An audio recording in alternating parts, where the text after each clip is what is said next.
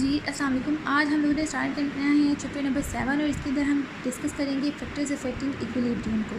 ठीक है, basically equilibrium हमारे पास क्या होता है, हमारे पास एक रिएक्शन होता है जो कि कंप्लीट होता है, उसकी एक स्टेबल फॉर्म होती है। ठीक है जी, उसके अंदर रिएक्टेंट्स रिएक्ट करके प्रोडक्ट्स बना देते हैं और वो कंप्लीट रिएक्शन हो जाता है, उसको हम बोलते हैं इक्विलिब्रियम। यानी कि अगर यहाँ पे हमारे पास 2 मॉलिक्यूल्स ऑफ बी हैं तो यहाँ हमारे पास 2 मॉलिक्यूल्स ऑफ सी बन रहे हैं प्रोडक्ट में, और ये हमारे पास एक बैलेंस इक्वेशन बनती है, उसको हम इक्विलिब्रियम बोलते हैं। ठीक हो गया। तो अब यहाँ पे हमारे पास ये एक रिएक्शन आप लोगों को नज़र आ रहा है। ठीक है जी, उसके बाद हम लोगों ने ये इसे इसकी इक्वेशन भी क्रिएट कर ली। तो अब बेसिकली हम लोगों ने करना क्या है, हम लोगों ने यहाँ पे चैटलियर्स प्रिंसिपल देखना है। चैटलियर्स प्रिंसिपल में हम लोग देखेंगे उसकी effect of change in concentration. ठीक है, तो अगर हम लोग इसके अंदर स्ट्रेस अप्लाई करते हैं, ठीक है जी, स्ट्रेस हम लोगों ने अप्लाई की है। स्ट्रेस में हमारे पास क्या आ सकता है, हमारे पास प्रेशर आ सकता है, टेम्परेचर आ सकता है, कंसंट्रेशन आ सकता है, हमारे पास कैटलिस्ट आ सकता है। प्रेशर हमारे पास क्या होता है कि जो हमारे पास प्रेशर होता है वो वॉल्यूम के इन्वर्सली प्रोपोर्शनल होता है। लेकिन एवोगैड्रोस नंबर हमें क्या बताते हैं कि जो वॉल्यूम है वो हमारे पास नंबर ऑफ़ मॉलिक्यूल्स के डायरेक्टली प्रोपोर्शनल होता है। यानी कि हम लोग पी को कह सकते हैं कि वो नंबर ऑफ़ मॉलिक्यूल्स के डायरेक्टली प्रोपोर्शनल है। ठीक है जी। टेम्परेचर अब हमारे पास आ जाता है। टेम्परेचर की इंक्रीज़ और डिक्रीज़ करने से भी रिएक्शन पर इफेक्ट पड़ता है, ये हम जानते हैं। उसके बाद ये हम कंसंट्रेशन की बात कर लेंगे। उसके बाद कैटलिस्ट हमारे पास क्या होता है कि हम लोगों ने स्पीड अप करना होता है रिएक्शन को, लेकिन उसका कोई इफेक्ट नहीं होता। इफेक्ट कैसे नहीं होता है कि हम लोगों ने बेसिकली ये ए और बी दोनों को रिएक्ट करवाया। ठीक है जी, ए और बी को रिएक्ट करवाया, हम लोगों ने कोई भी कैटलिस्ट यूज़ कर लिया, उससे क्या होगा, ये रिएक्शन स्पीड अप हो जाएगा। लेकिन इसमें कोई फ़र्क नहीं पड़ेगा कि यहाँ पे अगर 2 मॉलिक्यूल्स थे तो यहाँ पे 4 जाके मॉलिक्यूल्स बन रहे होंगे, ऐसा कुछ नहीं होगा। यहाँ पे अगर 2 मॉलिक्यूल्स है तो यहाँ पे भी 2 मॉलिक्यूल्स बनेंगे। अगर यहाँ 1 मॉलिक्यूल है तो यहाँ हमारे पास प्रोडक्ट में भी 1 मॉलिक्यूल ही बनेगा। इसके अंदर ये रिएक्शन हमारे पास फॉरवर्ड रिएक्शन होगा, इसके अंदर कोई इफेक्ट नहीं पड़ेगा, वो हमारे पास इक्विलिब्रियम स्टेट में ही बनेगा। ठीक है, अब हम लोग यहाँ पे कंसंट्रेशन की बात कर लेते हैं।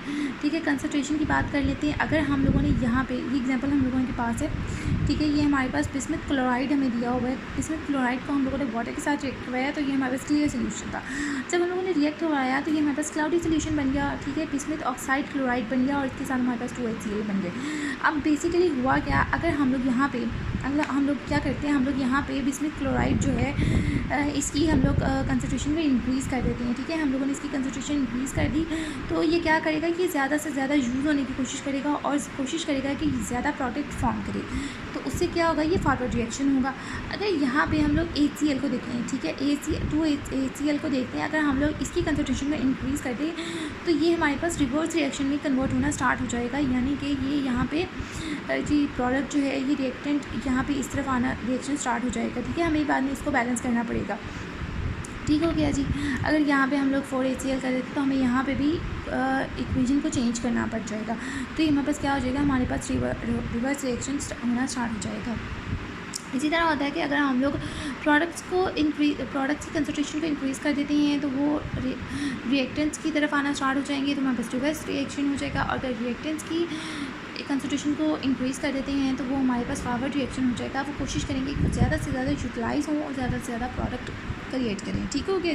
बाकी ये कि किसी भी किस्म की कोई भी कन्फ्यूजन होती है तो वो आप मैसेज करके कंफर्म कर सकते हैं कि यहाँ से क्या था, किस तरह से था, या अगर मेरे बोलने में कोई गलती रह जाए तो वो भी आप पूछ सकते हैं। ठीक हो गया, मैं वो दोबारा से आपको क्लियर कर दूँगी। ठीक हो गया।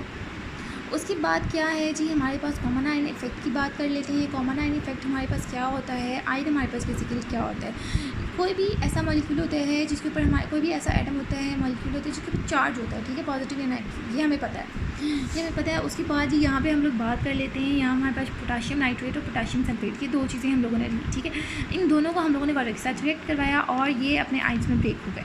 अब हुआ क्या, यहाँ पे आप लोगों को नज़र आ रहा है कि जो पोटाशियम है वो ज़्यादा है और जो SO4 नज़र आ रहा है। ठीक है, SO4 हमें नज़र आ रहा है और वो काफ़ी कम है मिकदार में। ऐसा क्यों है, बेसिकली कॉमन आयन इफेक्ट क्या होता है, ये जो पोटाशियम नाइट्रेट है ना, ये हमारे पास एक वीक इलेक्ट्रोलाइट है और जो पोटाशियम सल्फेट है वो हमारे पास स्ट्रॉन्ग इलेक्ट्रोलाइट है। तो कॉमन आयन इफेक्ट में जो स्ट्रॉन्ग इलेक्ट्रोलाइट होता है वो स्टॉप आयनाइजेशन, यानी कि इसका आयन में ब्रेक होना वीक इलेक्ट्रोलाइट का, उस प्रोसेस को स्टॉप कर देता है। ठीक है, कोई भी स्ट्रॉन्ग इलेक्ट्रोलाइट जो है वो किसी भी वीक इलेक्ट्रोलाइट की आयनाइजेशन की प्रोसेस को स्टॉप कर दे, उसको हम बोलते हैं कॉमन आयन इफेक्ट।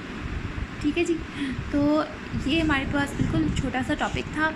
ये हमारे पास चैप्टर नंबर 7 जो था वो भी हमारे पास कंप्लीट हो जाता है इन 2 टॉपिक्स के बाद। ठीक है जी, मिलते हैं अपने नेक्स्ट लेक्चर में, तब तक के लिए अल्लाह हाफिज़। कोई भी कन्फ्यूजन हो, किसी भी किस्म का कोई क्वेश्चन हो तो वो आप मुझसे पूछ लेना है।